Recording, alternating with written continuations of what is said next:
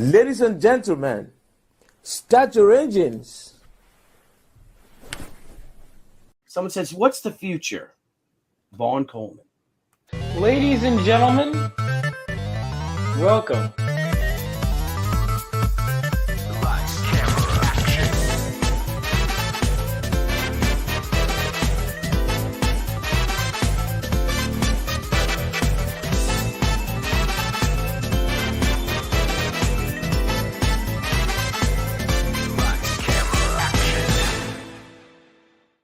What's going on, guys? Hope you're all doing well. Welcome back to yet another episode of Vaughn Coleman Presents. I am, of course, your host, Vaughn Coleman. And before we introduce my guest, I do want to talk about myself, as always, first. So Phenomenova is now officially at the Fulfillment Center, which is awesome. And I might just start. I was initially going to wait until I got there. I'm debating if I want to start shipping out before I get there or not. But here we go. They're all in. I have just a few copies here. There's the Sukeisha cover. There is the Jules cover. There is the Rainy cover. And the Buzz cover. Check them all out. So, got 5 covers. That's it. And also, issue 2, like I said, is almost done. My artist has hit some delays. But if you want to keep up to date on all things Phenomenova, the best way to do that, oh my God, I pulled up the wrong tab. Give me a second. Is to sign up for my mailing list. If you're not on there, why not? All the cool kids are doing it. That's good advice. If you're not, make sure you're signed up for Phenomenova because, guys, over 700 people are on this mailing list. Over 700. You don't want to be the guy that's left out, do you? I mean, that'd be ridiculous. That'd be absolutely ridiculous. So make sure that you're signed up. Also, things you want to sign up for is the mailing list for my horror anthology book that I'm doing with my buddy Ali Sanguis. That, of course, is right here. Hold on, let me write that down.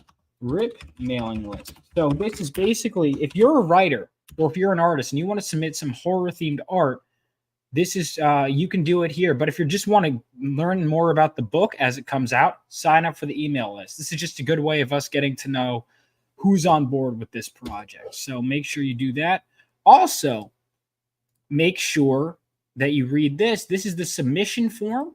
So basically everything, Ali wrote this out. If you want to write about the theme is Reapers in Pursuit. So whether that be thematically, actual Reapers, whatever you decide, up to you. You have poems, you have short stories, and you have artwork that you can submit.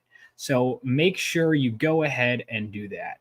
I, again, putting that right here.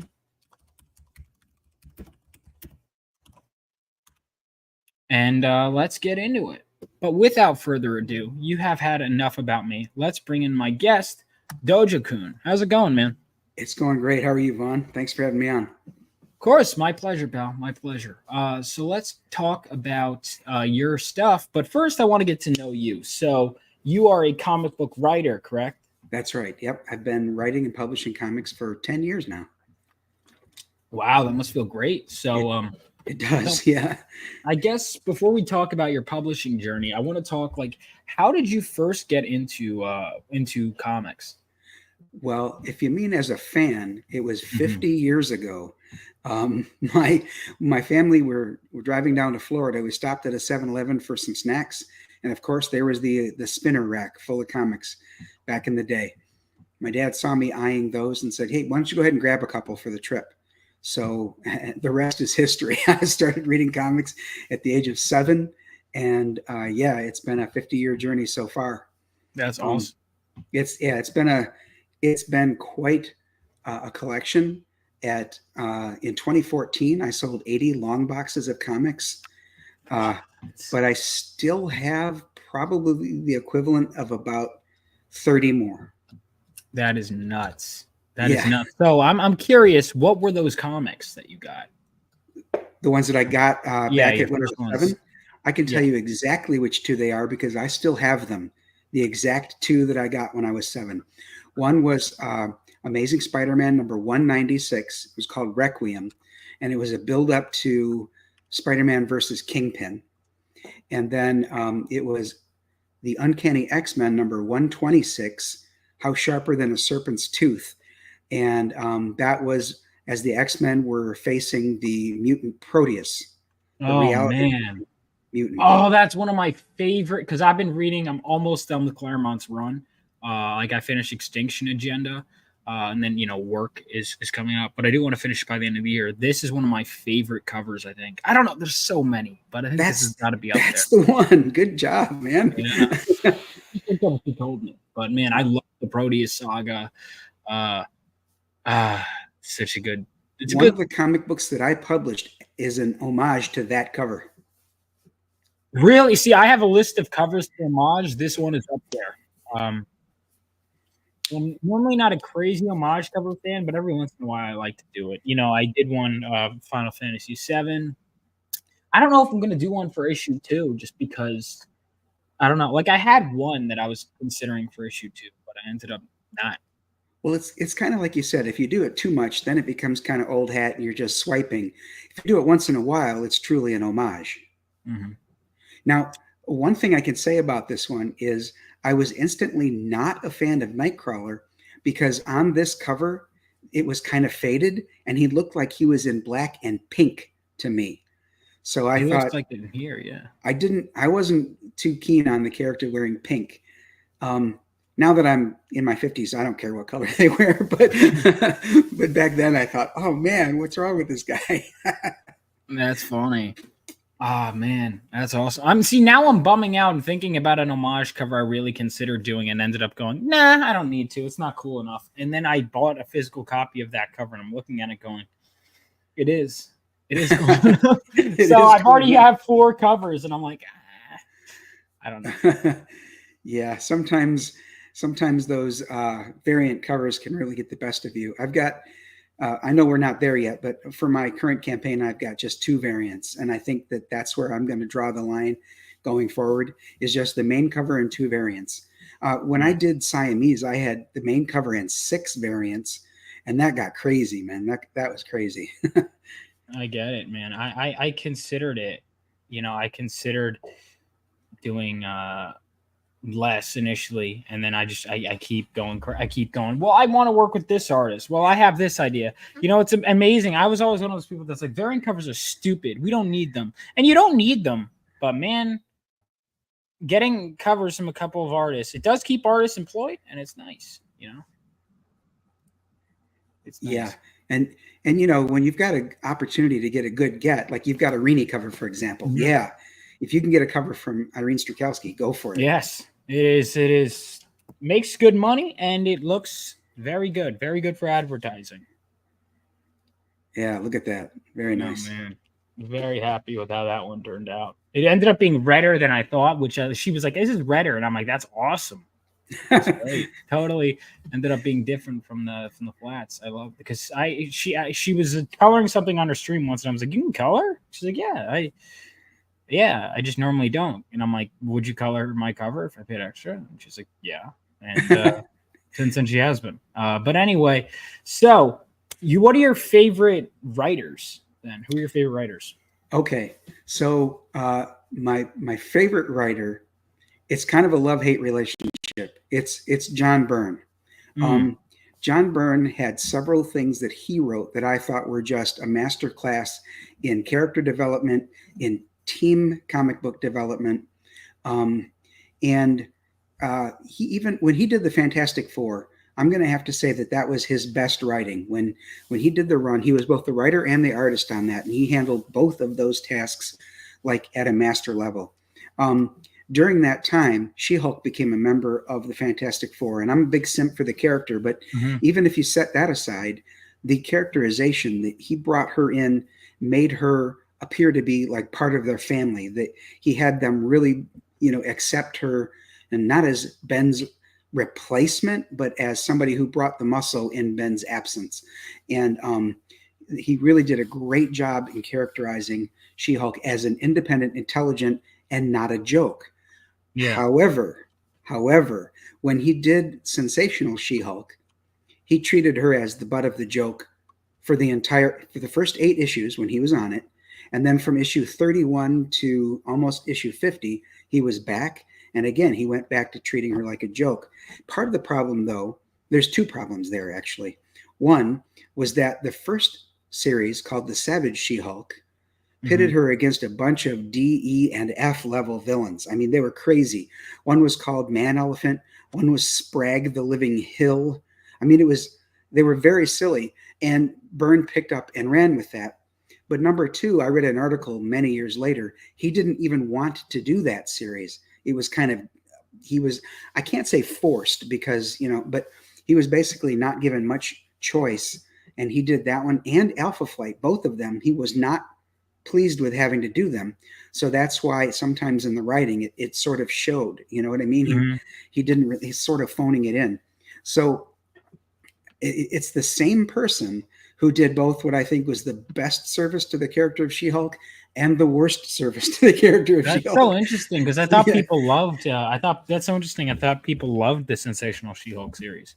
Well, a lot of people do like the breaking the fourth wall, playing with, the bad villain. When I say bad villains, I mean the ones that are like really silly or whatever, like Dr. Bong, who is she also faced Dr. Doom. No, not Victor Von Doom. His cousin, like George Von Doom or something like that, who's a dentist. So, I mean, it was, see, some people like that silliness. And I guess there's a time and place for that. But She-Hulk's my favorite character. So when I went and saw that it was all going to be silly, I was disappointed. In fact, when they did that same silliness in the TV show, I was disappointed with that too. Let's see. I'm looking at the cousin because I'm just curious. Robert Doom, is that it? Robert Doom? Okay, yeah, I knew it was cousin of Dr. Doom. Right. Looking him up. Wow. Incredible. Can you bring that up? Yeah. I'm pulling him up right now. Okay. Got the wiki pulled up. Robert Doom. Wow. He's a dentist. Yeah, he's an evil dentist. That's awesome. I love that. All right. But so I've read Byrne's X-Men. I don't think I've actually read anything he's written. Come to think of it. Oh. Well, I've read a lot of Byrne, but he wrote a series called The Next Men for Dark Horse that was very, very well done. Unfortunately, it got canceled. He had several runs on, Alpha Flight. He did a very short run on Hulk. Yeah. A short run on Captain America. But yeah, when he's the writer and wants to do it, he does very, very well. Gotcha. Another writer that I really, really love to emulate if I can, or I make that attempt anyway, is one you alluded to just a few minutes ago, and that's Chris Claremont. Oh yeah. His run on the X-Men, I think, Claremont and Byrne, along with inker Terry Austin, was a team that cannot be beat. In my opinion, the only artist who comes even close to Byrne, maybe eclipses Byrne, is George Perez. So the two of them, I'm mostly a Marvel man, but with Marv Wolfman and George Perez on the new Teen Titans, there was another great example of a run that went like 40 or 50 issues of just great story after great story, characterization.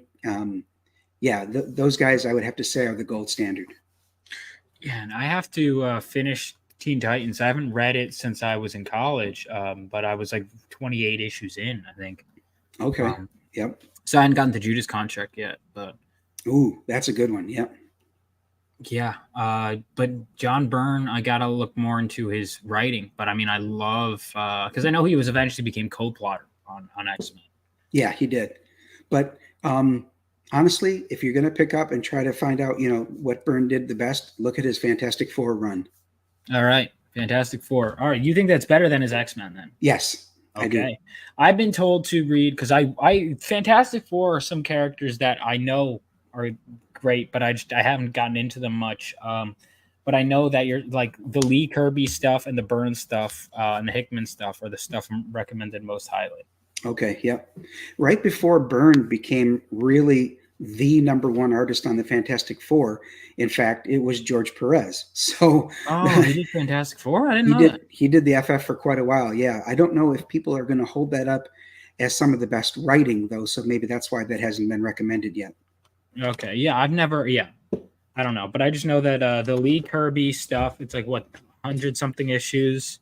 Yeah. And then... So with Lee Kirby, I think that the reason that one's always held up as a standard is because it was the formative years of Marvel. Right. I think in a lot of instances it was an awful lot of repeated stories. Lee was great at making relatable characters, but then he made sensational stories, and they were kind of over the top. But for the time period, over the top was perfect. I don't know if they hold up in today's storytelling world, but they're good for historical purposes and, for nostalgia. But and then Kirby, again, he's often held up as one of the greatest artists, but he had issues with anatomy and all that. On the other hand, a lot of his stuff was over the top, bombastic poses and things like that. And for the era, that was very, very well done. So it's like one of those things where you have to understand that they may appear to be super dated now if you go back and look at them, but the writing and art at the time was sensational enough that it really grabbed the audience. Absolutely. So, what's funny is since I started diving into Claremont, I've been reading all the related Marvel stuff. So I've been more Marvel, but for most of my life, it was DC. I think because DC was like almost more new reader friendly in the sense that it was like I could read trades and stuff. That's how I started. And like Claremont, like, yes, you can read Days of Future Past on its own, but I always tell people, I'm like, no, you read the comics and whatever. You start with Giant Size. But okay, so we've got similar tastes in writers. So what are your favorite comics of all time then? I guess you just listed them, right? Well, I listed a couple of them, but there's a couple others runs that I would absolutely recommend. And the Bob Layton run on Iron Man is like just unbelievable. His Iron Man could not ever be matched. I don't care how good somebody else is. His Iron Man is the very best. I almost got a Bob Layton cover, Vaughn. Yeah. I had sent him the money and everything, but he refunded it to me because he didn't realize what I was looking for was a cover of my characters. He thought I was commissioning him to do like an emulation of an Iron Man cover or something. So I guess he's just not willing to do like somebody's independent work. Really? I was so disappointed because I thought, oh my God, I've got a Bob Layton cover coming. Yeah, didn't happen. Damn, that sucks. Yeah. And it was very pricey, but not perhaps as high as you might think. So, but anyway, if you want a good commission from him, it's probably affordable, but it's not going to be your own independent or intellectual IP. That's unfortunate because I've heard that like he's done covers for some people, but I guess not as often.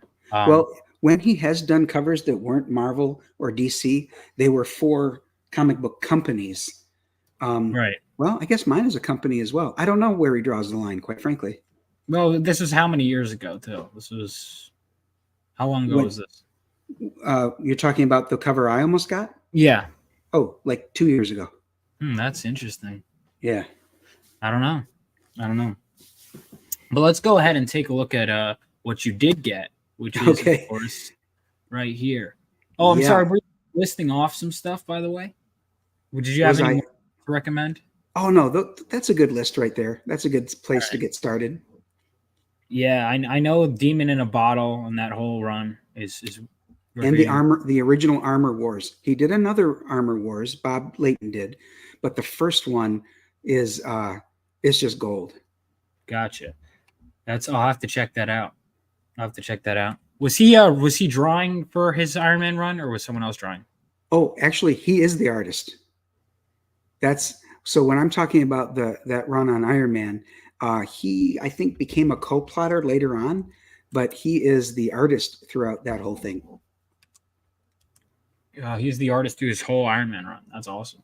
Yeah. I've read some of his stuff. He did actually a really great X Factor story. He did a few issues, and the first few issues are rough, but he did do a great X Factor story. It was the annual where they go to the Soviet Union and they have to bust them out of the Soviet Union. That was Oh, okay.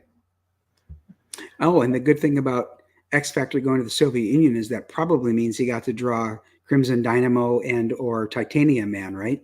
I don't think so. I think they were Oh, just no? beating up commies. Oh, okay. I don't think so. That's unfortunate because he loves to do the armor. I'd have to check. I don't remember. I don't think they showed up. What's the difference between the DGK? I assume that means Dojo-kun. Is that Right. Dojo-kun? So Okay. it's actually an annual compendium. The compendium is all of my characters at the time. I have about 154 characters that are in that compendium. But if there's something on Amazon, I'm unaware of it and would love to know what that is. I wonder I'll if somebody pull it up. I just found it. Did you? Okay, let's take a look. Here we go. So this is guess you learn something new every day. Here we go. Look at that. That's sweet. I'm glad to see that there, quite honestly. Yeah. So is this? I guess is someone selling their own, or it's available with Prime? That's very cool. You know, it's available on Indie Planet as a print to order. So I wonder if Amazon is doing something with that as well. That's cool. But yeah, those are the same. They're one and the same. Dojo-kun Comics Annual Compendium. Gotcha. That's cool. And so what do we have here? So the compendium is it's like a who's who or an official handbook of the Marvel Universe. That's kind of how I set it up. So that's 154 of my characters, many of whom are on this comic right here, Dojo-kun Chronicles. This one here actually is an anthology.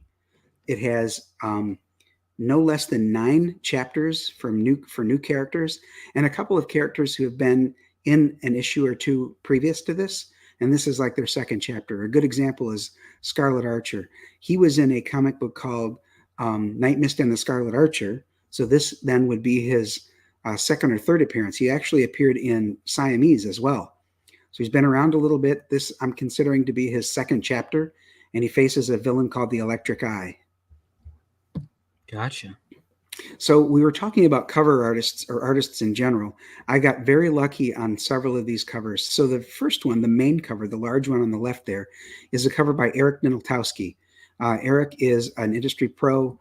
He's got his own series out now called Shadow Sentry, which definitely give that a chance. It's a great book. It was I wasn't able to back it. It's one of those books that I want to back, and I just haven't been able to yet. Okay, well, perhaps the next one he puts out there, you can get on a catch-up tier or something. Yeah, because it's some good stuff, and his art is top notch. So that was colored by Matt Yackey. Then in the middle there on the top with the white background, that's actually a cover by Stefani Renee, which is pretty rare these days because Stefani, bless his heart, is very, very ill. And that's why his own book isn't out there. He can do a commission now and then, but his own book, I guess it's very slow go for him. So to get him to do a cover for me was a rare get.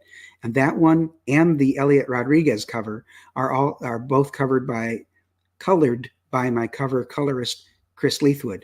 Chris also did the coloring for my whole book, Projectile Reptile, which was the previous book to this one. And it's also available as a catch-up tier. Awesome. So you've got like your whole...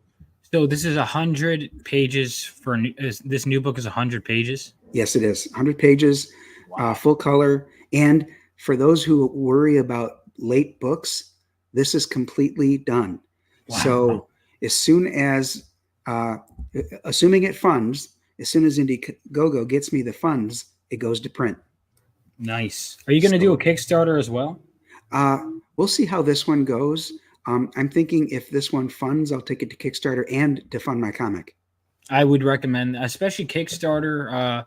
You just need to get the right amount of people to back right away. And then there are people that will, obviously you've got to promote, but there are people that will do stuff. I could always send it to you. Your show should be on there, but I have a list of literally a spreadsheet because people kept asking me what shows I'm getting on.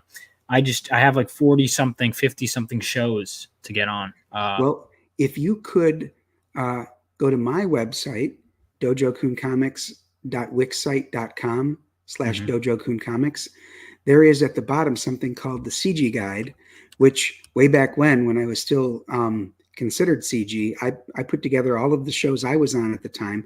Some of them are probably gone now, but it was years ago, and I was on 80 shows for Siamese. So wow. yeah, All right. so CG I can Guide. Where's that? go all the way to the bottom. Here? Oh, no, it's not there now. Oh, hang on. I did find this though. There you go, the homage cover. That's right. Love it. I love that issue. It's a Cockrum cover too, which I love Cockrum's work. So yeah, if you could, you offered to send me that list of shows to get on. I'd love to have it, honestly. Yeah, and then if you are able to find yours, let me know. Okay. Shows. Let me see if it comes up if I just start typing it in the search bar. Okay, cool. Yep. How many are on this? 50. Some of them I haven't even been on myself yet. 57. Wow. Awesome. Yeah, I'll have to reach out to some of them. Yeah. Okay, cool. So there we go. All right. With that in mind, let's get back to your book. So here we go. You have the floor. Tell us a little bit more about your book. Okay. So like I was saying, this is an anthology. So there's chapters for each of these heroes. It will eventually lead into a team up of many of these heroes. But also too, I should mention, you see here in the center bottom, Deanna Hammer of the Angels, #1 is a supplemental book that is also not only available, it's 22 pages, but it's also 100% complete. So nice. There will be no wait for any of this stuff. I'm going to sort of let the trailer talk for us, if you don't mind. Of course. Okay. Dojo Coon Chronicles is a 100-page compilation of origin stories for 13 different superheroes from Dojo Coon Comics. Bot 42, Lone Shark, Wisecracker, Sparrow, and many more. Many creative talents came together to chronicle these stories, including main cover artist Eric Nieltowski, with colorist Matt Yackey, the XX chromosome cover by artist Stefani Renee, and colorist Chris Leithwood, and the XY chromosome cover by artist Elliot Rodriguez, also colored by Chris. Deanna, Hammer of the Angels, #1 will also be available, with catch-up tiers to get Siamese and Projectile Reptile. Help make it happen for Dojo Coon Comics. Good stuff. So there you go. Short and sweet. I like it. It gets right to the point. Yes. So you've got the completion. Tell us about the completion. So that's all of those comics. It's like your whole catalog. Well, not the whole catalog, but all of the ones that have been available as crowdfunding campaigns. So you get the main cover, both the variants. You get Deanna Hammer of the Angels. You get the Siamese and the Projectile Reptile catch-up. You also get the 2 Ashcans that I made available previously. So one's called Meanwhile and one's called Bog. You get the 13-character chibi sticker sheet, which we can show in just a little bit, and the main cover as a hardcover. That all comes in the completest collector tier. Gotcha. There is a digital version available for folks that are overseas and don't want to pay for shipping, or folks that like to just have their comic books, mobile and, compact. There is the main cover for $25. At 100 pages, that's a pretty good deal. The XX chromosome cover with all the ladies on the cover is also $25. The XY chromosome cover by Elliot Rodriguez, also $25. I kept them all the same price for the 100 pager. The main cover as a hardcover, there are only 50 of those available, and that's $40. I've offered hardcovers on my previous campaigns, and they did go very well. So far, no one's claimed this one, but I expect that they will go. It's good. It's the hardcover. Looks great. Let me get down to some of the interior art. So this is Bot 42. It's a biometric organ transplant unit.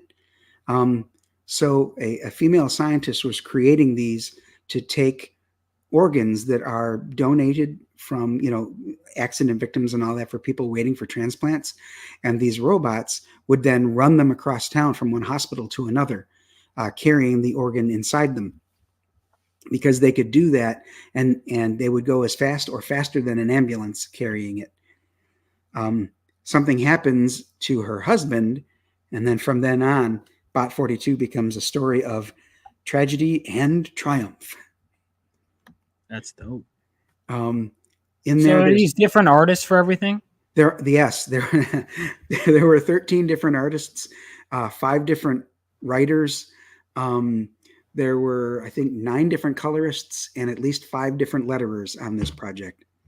So it was like herding cats, but I wanted to make sure that It's so much work herding artists. Yes. I wanted to make sure it was all done though before I launched this, because I'll be honest and transparent, Projectile Reptile was a year late. A lot of things caused that delay. I'm not going to sit here and list the excuses, but I did not want to see that happen again, because I felt bad every time I put an update out there that said, well, we're almost there, folks. We're almost there. No more. The updates on this are going to be, hey, we funded. Hey, it's at the printer. Hey, it's on its way. That's what I want to say. I totally get it. Like even being like a couple months behind on mine felt bad. Because I've had a lot of people, I mean, to be fair, people in my personal life don't really they're not used to the game like us, and like knowing that it's okay if you wait a couple months, especially for creators. We get why delays happen, but people in my personal life, they're like so used to just paying for something and getting it. So yeah, right. Well, I bought it. I'm like there are people I remember that would even sign up for my email list, and this is where I started getting concerned. They were like, "Where's my comic?" I'm like, "You just signed up to get emails about the comic. You didn't get the comic." Oh wow, yeah, okay. In addition to that, Vaughn, if you've got several comic books one after the other that are in a connected superhero universe, when people read Siamese, they were excited to see the next thing, and the next thing comes out not a year later but 2 years later. I was worried about people losing interest in the Dojo-kun universe. So I want to make sure that this is a precedent that I'm setting for myself, and that is to get these things done before I launch. So another chapter is Dr. Primordial. He would sort of be my answer to maybe Dr. Fate or Dr. Strange. Sakura, which is Japanese for cherry blossoms. She is the martial artist in my universe. Wisecracker is like my street vigilante. He's got a chapter in here. He's dressed like a clown, but the reason for that is revealed in the very first chapter.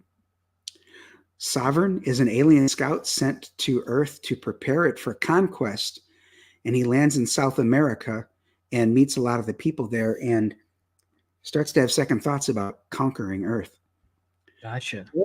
Sparrow is fun in that this Jinn or genie back here in the background, here's her plea. She says she's bored. She's a kleptomaniac. Okay. So technically starts out as a villain here. She's bored. Everything has been too easy to take. So she calls out like, could I just have a challenge? And this genie responds and provides her with the ability to be uncatchable. So, the blob is unmovable, Juggernaut's unstoppable, Sparrow is uncatchable. And that plays out in various different ways when the heroes try to stop her or catch her. Exactly. I like that. Okay, cool. So, uncatchable. Yeah. That's because I'm trying to. That's interesting. So is it like luck play effect? I guess I'll just have to read it. Right. Yeah. There's a lot of things that like you would think, oh, surely they've got her now, and then whoop, nope, she slips away.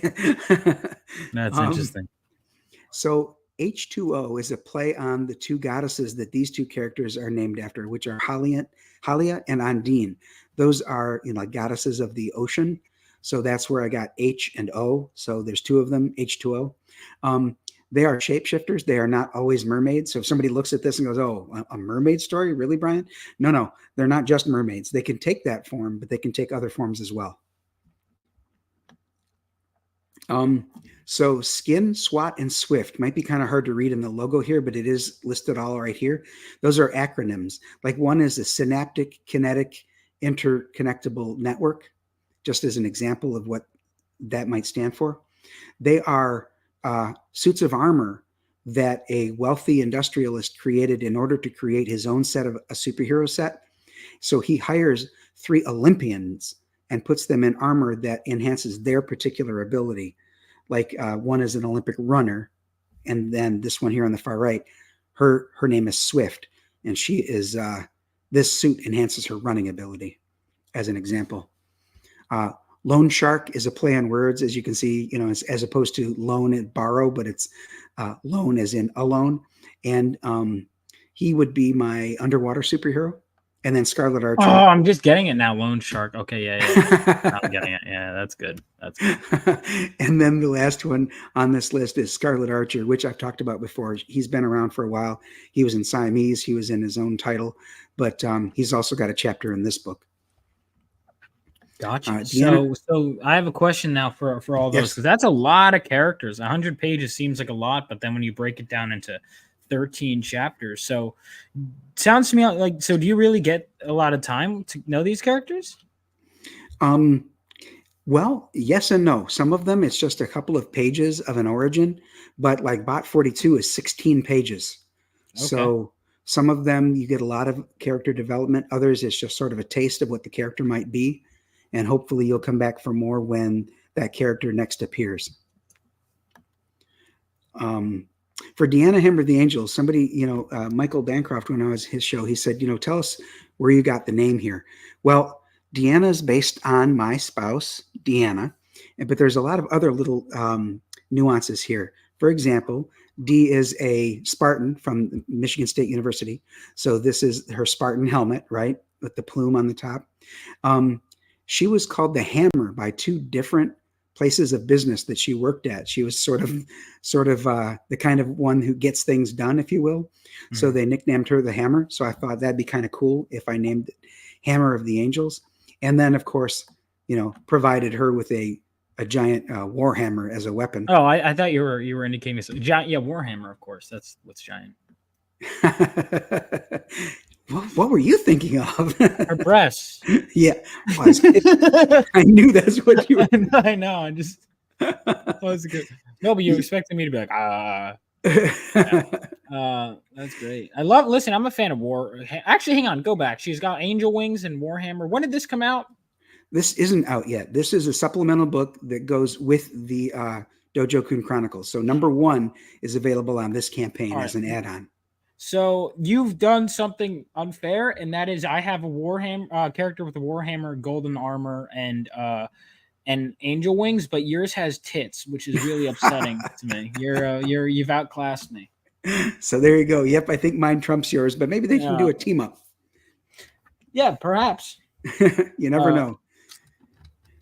So the ones that are available in catch-up tier are Siamese. Now, this is a brand new cover by Dan Dahl, who was formerly known as Booty Juice.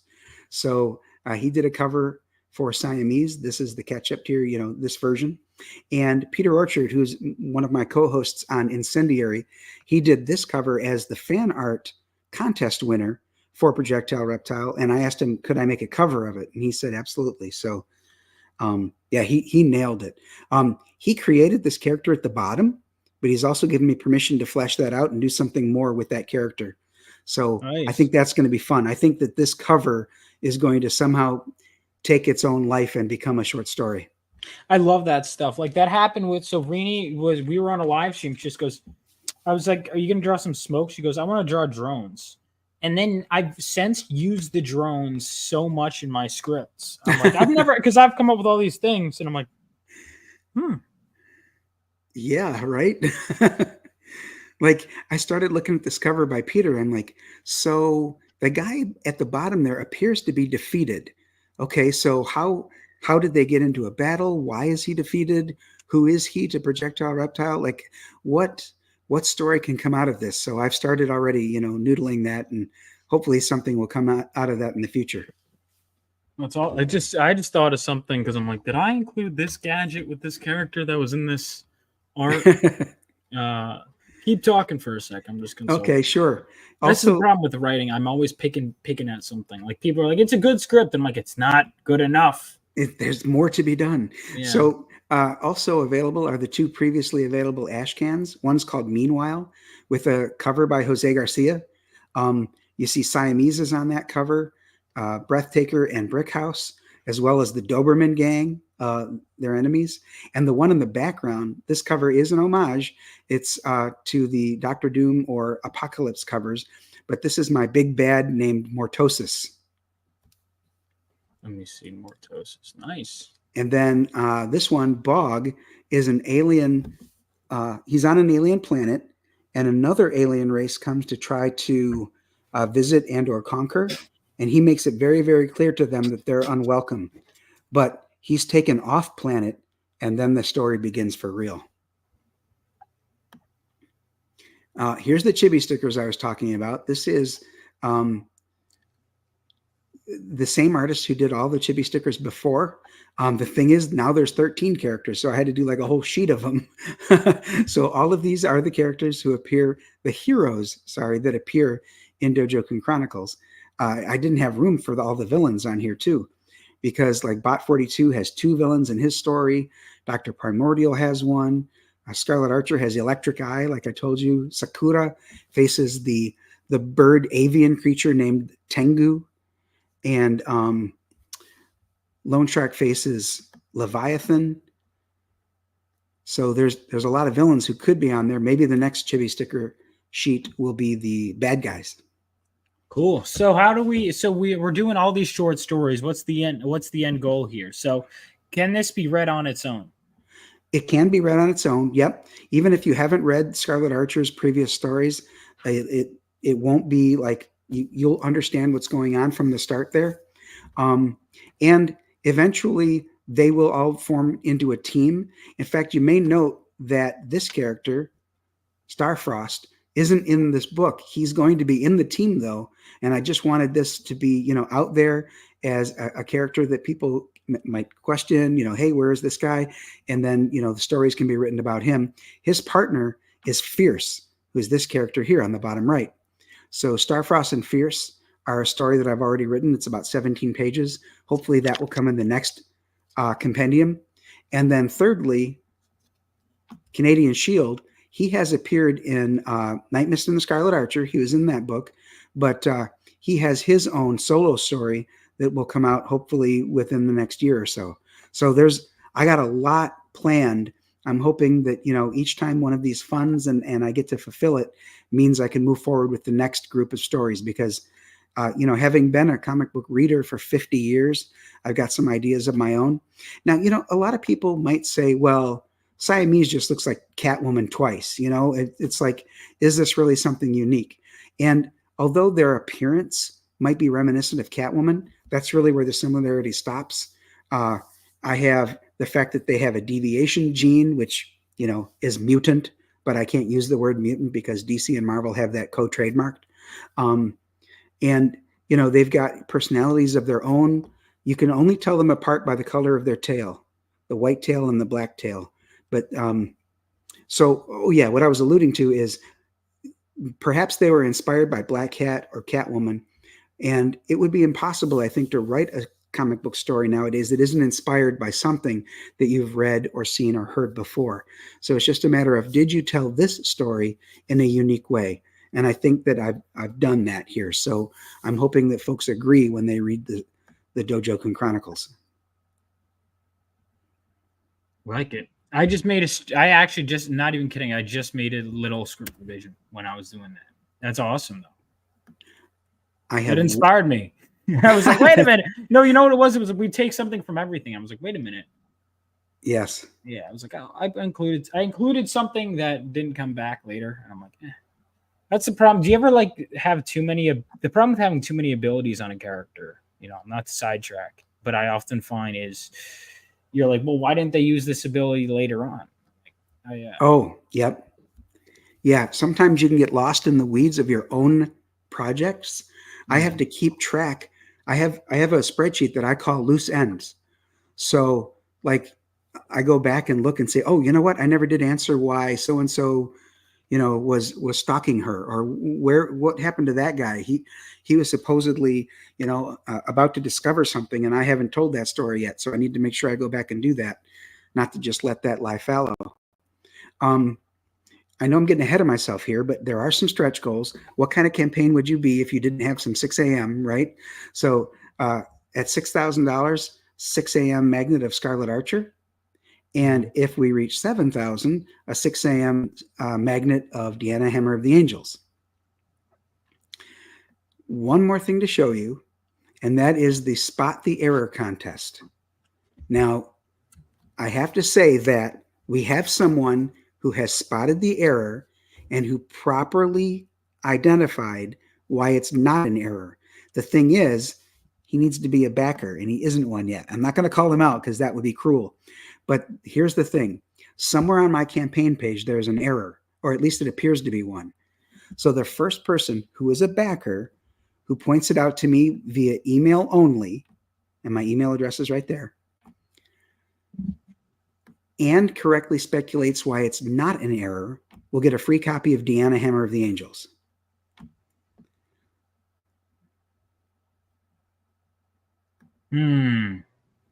So I had someone on Michael Bancroft's show. He speculated in the chat. I'm like, dude, shut up. I don't want that in the chat. Via email only. So you gotta read directions here. The person who follows these directions and is correct about why it's not an error will win a copy of that book for free.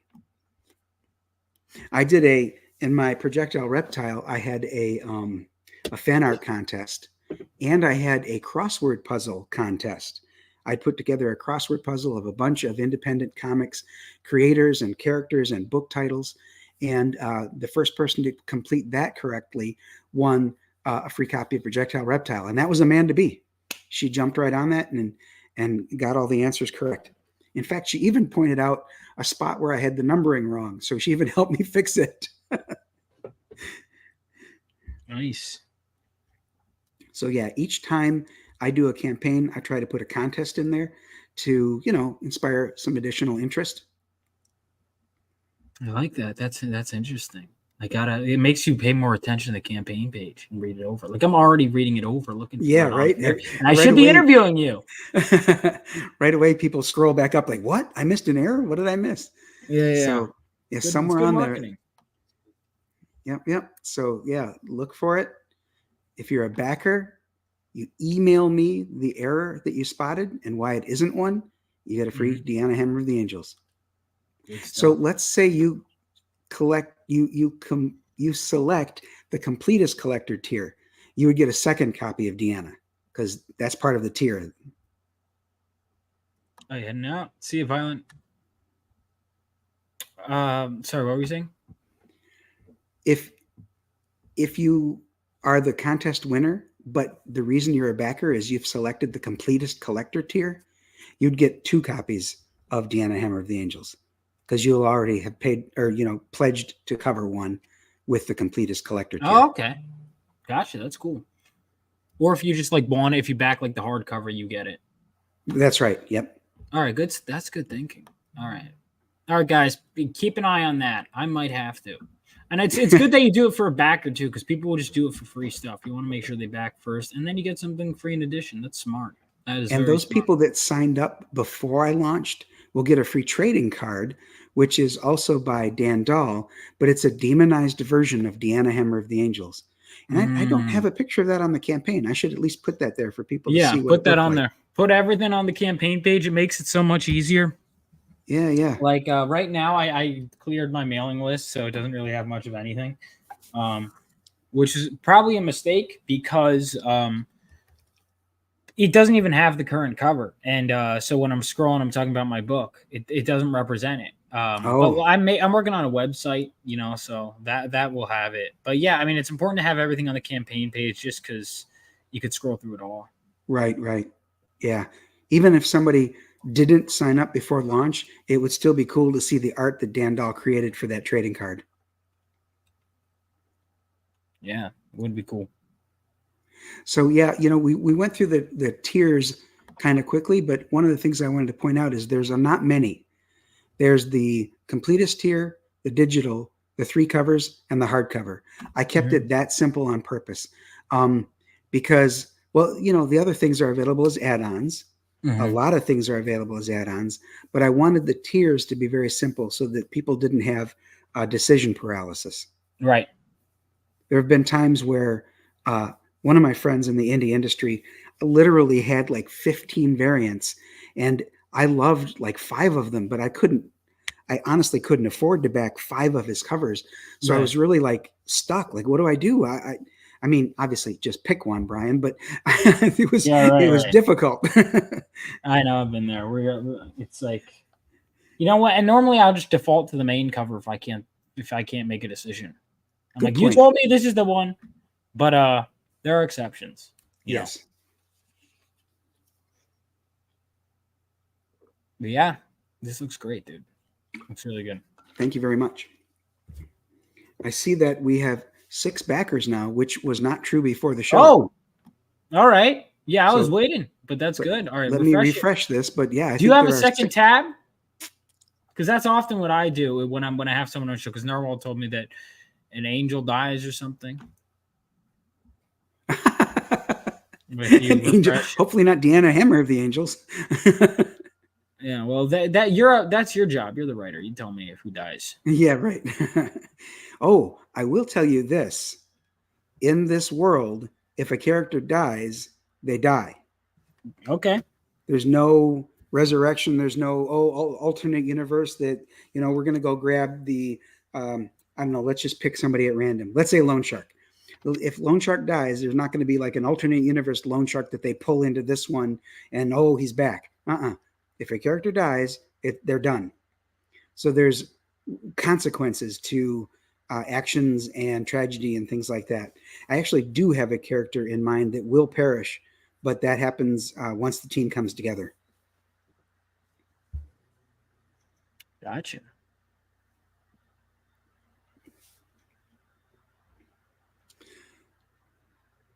I'm sorry, I'm looking at it. Just good stuff. Is it not refreshing? I'm confused. You know what? Maybe I'm wrong. I thought I saw that there were 6 backers, but did you just kill an angel? Because I was waiting for you to refresh. That's why I was pausing. No, I hit refresh and nothing happened. So I'm guessing that. Come on, guys. Even though maybe it was just you didn't say that, but hopefully we get some more backers in. If not this show, then hopefully after people catch the rewatch. Regardless, word of mouth. People need to see it multiple times. Yes. And so that's definitely a start of it. I think everyone else is also waiting for someone else to back. Did you have a launch party? Or I did. It was on Michael Bancroft's show last Friday. Oh, cool. Good stuff. It was a good place to be because Michael's a great emissary or ambassador for indie comics. Now, when I said he was the ambassador for indie comics, he's like, I don't know if I'd go that far. I'm like, yeah, dude, you've had people on that weren't necessarily part of any specific movement or anything. So, we appreciate that what you do is you bring on people who have great comics. So that's, in my opinion, that's really, one of those high tide lifts all boats, not just absolutely. The ones, so yeah, we need people who are, stop cutting each other down. Instead, let's talk each other up. Yep. Let's talk about each other's projects as if they were, great. And, learn about one another's projects so that we can, with an informed mind, share what's good about them. Oh yeah, absolutely. You've got, so how many books have you made total? Well, when you went to my website, you actually, showed quite a few of them. That I think if this one funds and gets published, that would be number 15. Gotcha. 15. Good stuff. Wow. That is. Oh, I missed that. Violent Comics asked a question. Yeah, Mutant is trade. It's I'm sorry, I wasn't paying attention to it. I feel bad. He pieced out, but yeah, he's out. But yeah, Mutant at least at one point was co-trademarked by DC and Marvel. Now that Disney owns Marvel and Warner Brothers owns DC, I wonder if if that's still true. But yeah, at one point it was, and I know that Disney has a hair trigger lawyer team. So Mhm. if somebody does anything that encroaches upon their trademarks, they jump all over them. Absolutely. Yeah. No, they definitely you don't mess with Disney, I guess. But I don't know. I mean, some people are pushing back. But yeah, generally they do they're very sue happy. I think they sued a family that put like Winnie the Pooh on their kid's gravestone, which is insane. Oh my God. Are you kidding me? Let me look let me double check this. Disney. That's horrible. Like, how's that going to hurt Disney? Let me check. Okay. Disney lists. Yeah, I think it was trying to find it. I'm not sure if this is true, but I think I Deep heard down, that. I hope you're wrong. I hope I'm wrong too. I think I heard it somewhere though. Yeah. Well, that could be somebody trolling, but Yeah, I mean, exactly. Wow. This I heard years ago. This is so it's not like all right. This is OMG Facts, which I'm not sure if they're a reputable source. Okay. And the link doesn't work anymore. Okay. Oh, all right. So yeah, one wonders about the veracity of that one. These are some weird UPI. These new all right. 2006. Disney lists ban on Pooh gravestones. More than one? Reason the plural? I'm gonna have to look into this. Yeah, that sounds like it's worth a discussion on your show sometime. Yeah, I mean it might be old news because now he's public domain. Well, not actually. I think if you give him a red shirt, what is the deal? If you give him a red shirt, he's Disney, right? But then if he's if he's without the shirt or if you put pants on him and stuff, it's not the same character anymore. I don't know. It's weird. It's definitely weird with Batman and Superman too, like, and what they're going to be able to do. Good point. I don't know, because Detective Comics, especially Batman, is very different. They're both different in their first appearances. Yeah. Oh yeah, they definitely did look different back then. Well, looked and acted, or I don't know about. I know Batman certainly acted different. He killed, but and Superman was smashing people's cars and stuff, and people were running from him in fear. And yeah, I'll confess, I haven't read Action Comics 1, but oh wow, I've only seen the cover. Okay, so that's I'm just nodding in agreement because that's all on the cover, but I haven't actually read the issue. My son and I went to the Library of Congress in Washington D.C. and I asked to see some of the very most rarest and valuable comics. Mm-hmm. So they brought them to me. I couldn't touch them. They had somebody with gloves and a page turner turning the pages for me and stuff. But I honestly expected it would be behind glass or whatever. Nope, it was just laying on the counter in front of me. I'm like, do you know how much this is worth? But when we got about halfway through Action Comics #1, there was an ad in there that was about 30 years after that book was published. So what they were showing me was a reprint. And I said, do you know that this is a reprint? And the woman behind the counter was like, what do you mean? So I explained what I meant, that this ad couldn't have been in #1. And she was baffled by that. So they got the curator of comic books to come up there, and I explained it to her. And she didn't know that either. So they thought they had Action Comics #1, but no, they didn't really. So as we're walking out, my son says, you know more about comics than the curator of comics at the Library of Congress. That is insanity. Yeah, well, did they ever open it, or did they just go, wow? But even still, you would think, because that's to acquire it. I mean, surely someone at some point had to have asked, is this an original printing? And they were like, I guess someone just goes, yes. And they go, oh, okay. Yeah, right. I mean, how could they think that was the original? Did no one, like you said, did no one turn the pages and look through it? I guess they heard that someone else did, and they go, oh, all right, carry on. Yeah. I guess that must have been it. That's crazy. That's nuts. But that's government for you, right? Yeah. Oh yeah. The government. I've learned. I mean, even just with setting up a company, how annoying it can be working with the government. There's like branches that don't consult each other. Like I registered a name, and it's a blessing in disguise because they're a lovely name now, Rebel Oasis Studios. With my company, it was going to be one thing. And then like one branch said, oh, this is available. And then another branch was like, no, it's not. I'm like, So I have to pay to change the name because you guys couldn't consult each other? Yeah. So I Good did. point. Yes. Because I'm like, I'm not arguing with the US government. This is just some guy just it's their system that's messed up, you know. Yeah. I'm not saying Well- I'm above shortcomings, but it could have been my incompetence, but I don't know. I feel like they should have known. I think so too. Yeah. So in my day job, Vaughn, I'm a fraud examiner, internal auditor, and anti-money laundering specialist. Ooh. So I'm also a member of InfraGard, which is the civilian arm of the FBI.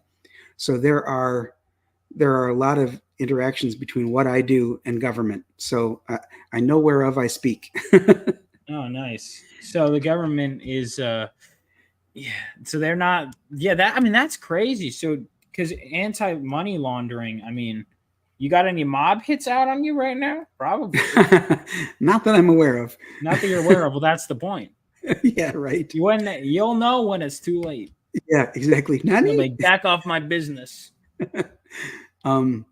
Yeah, so in my business, I look for money laundering, human trafficking, drug trafficking, and terrorist financing. Wow.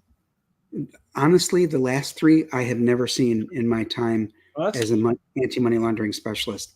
Money laundering, I think I've identified, but here's the thing. In my line of business, we then just give the report to the government, to the FBI, and then they take it yeah, and what do they something with it. They wipe their ass with it. They might not do anything. You're right. They might just say, you know what, we have bigger fish to fry. Because it's But, like you hear some of these stories. Oh, sorry, I didn't mean to interrupt. That's okay. I was just saying, you hear some of these stories like, oh, the FBI was tipped off like 20 times, and I'm like, and they just like were like, Right. yeah. I don't know if you ever hear those kinds of. Oh, yeah. stories. You hear that all the time where a mass shooter was on the FBI's radar. And right? they're like, yeah, we let him get a gun though. Yeah. I mean, you know, maybe the 30th time we'll check him out, but like, you know. Now, to my knowledge, no one's been warned about me, so that's good. All right. my Good. knowledge. Yeah. I don't think there's Awesome. anything really to warn people about. Right. But that's the thing. Anyone could just make a warning with anyone. Like, hey, this guy's bad.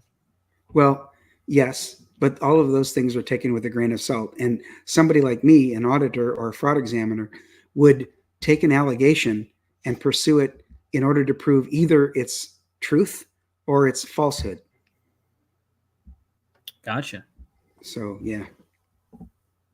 It's good stuff. Good stuff.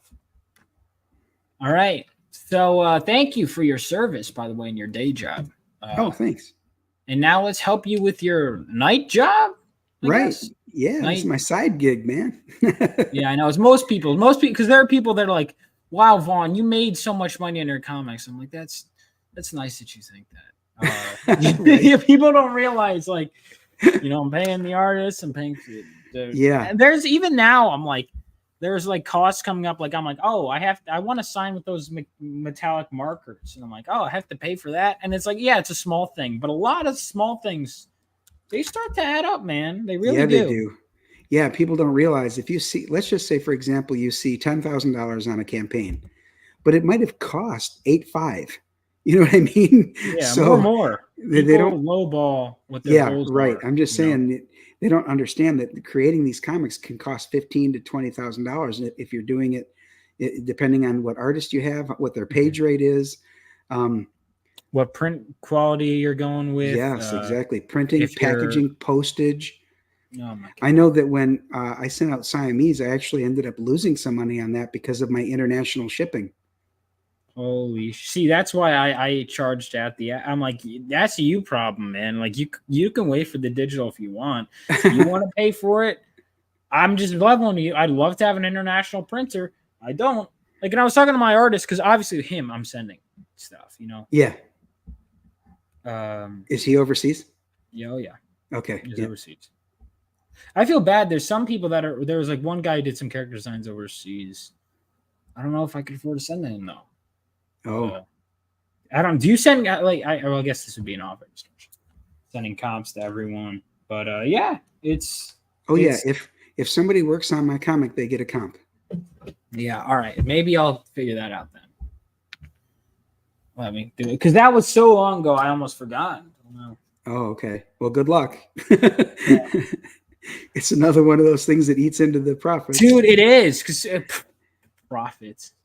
I channeled into issue 2 because I'm like, I want a quick turnaround. I want people to, when it slows down, people to be like, no, please keep going. You know, that's what I want. I want issue 2 to be right around the corner. And it is right around the corner. You know, that's my goal. Excellent. Well, I hope you do. And when you do, let's talk again. Absolutely. Yeah, absolutely. And same to you. Anytime you want to come on. This has been a lot of fun. Thank you. I appreciate it. Wow, it's been an hour. Yeah. Sometimes it goes fast and sometimes it doesn't. This is one of those ones where it went fast, which is it's always a good sign when it does. It is. That means we had a great conversation and we weren't watching the clock. No, we were not. So we got all these again. Let's go back through. But before we get to the stretch goals, let's get these books. We got a tons. If any of these characters are interesting to you, definitely check it out. What's the next step? Are we giving any of these characters solo books? What's going on? The next step will be Siamese 2, which will bring some of these characters to the team. I don't want to reveal the team's name yet, but it's coming up soon. And Deanna Hemmer of the Angels will be the leader of that team. So as you can see, a lot of these stories, this is sort of like their origins, so that when they come together, it's, people are already invested in the characters. Gotcha. Good stuff. All right. Sounds great. All right. So anything else you guys want to, or you guys, I'm like talking to the chat. Anything else you want to bring up before we close out? No, I think we've covered it all, and I really appreciate your time. Of course, dude. It was my pleasure. It was my pleasure. And I actually got some inspiration for some ideas. So awesome. Good. Do I get like co-writing credit? No, I'm kidding. Because they weren't story ideas. Yeah. Everyone, I take inspiration from everything. Someone will say a word in conversation and do like, you ever have that? Oh yeah. I'm like, someone say like a trigger word, and I'm like, oh my god, I gotta get home. All right. And that happens. Yeah, there are times where ideas come to me faster than I can write it. And then when you're searching for an idea, faster than when you write it. Yes, that happens. I'm like, and then I lost my train of thought, and I'm like, shit. Exactly. Or I'll like write a single word on a post-it. I'm like, I'll remember this, and then I look at the word, and I'm like, what does that mean? Yeah, why did I write that down? Or like sometimes I can just do like initials, and I'm like, it's like JT. What? What does Justin Timberlake have to do with anything? What does he have to do? Yeah, what does Justin Timberlake? Yeah, exactly. All right. Well, thank you so much. This has been a ton of fun. Everyone, make sure to check out your stuff. Anything else you want to promote while you're here? Your YouTube, anything like that? I have a YouTube show called Incendiary. Tonight, as a matter of fact, at 10 o'clock, we're going to get on and talk about Devil's Night, which I recently learned is only a Michigan thing. So if you don't know what the heck I'm talking about, this would be the time to learn about it.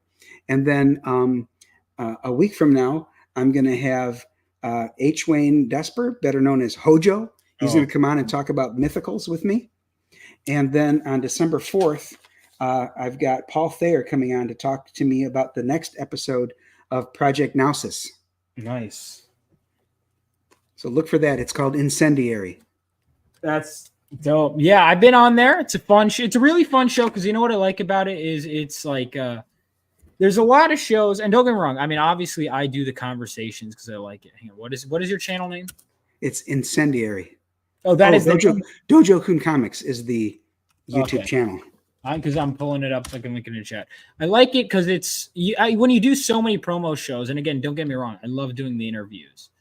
What I like about yours is we got on and we just talk about this. It's like, oh, we're given a topic, you get to be heated about it.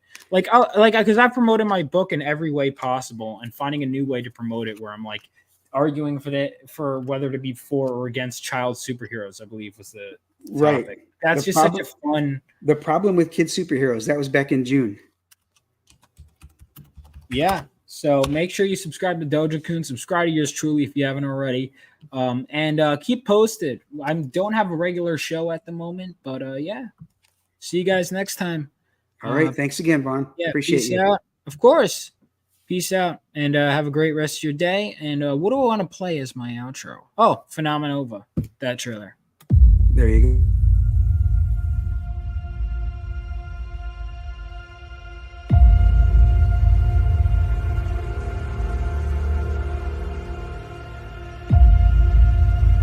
When the whole world was dragged into World War III, brave men like my father fought on the front lines. And they weren't alone. That was 20 years ago. Now it's up to us to carry on their legacy.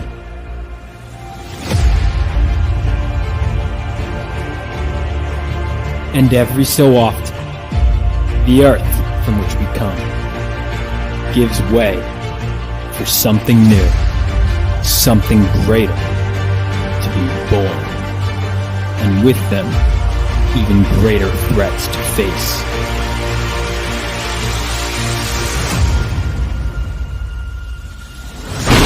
Bring it on!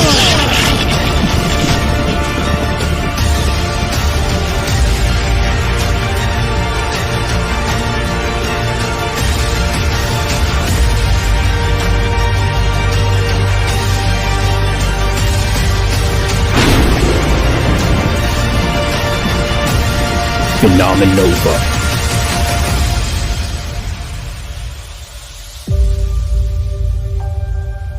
For you, Dad. For you.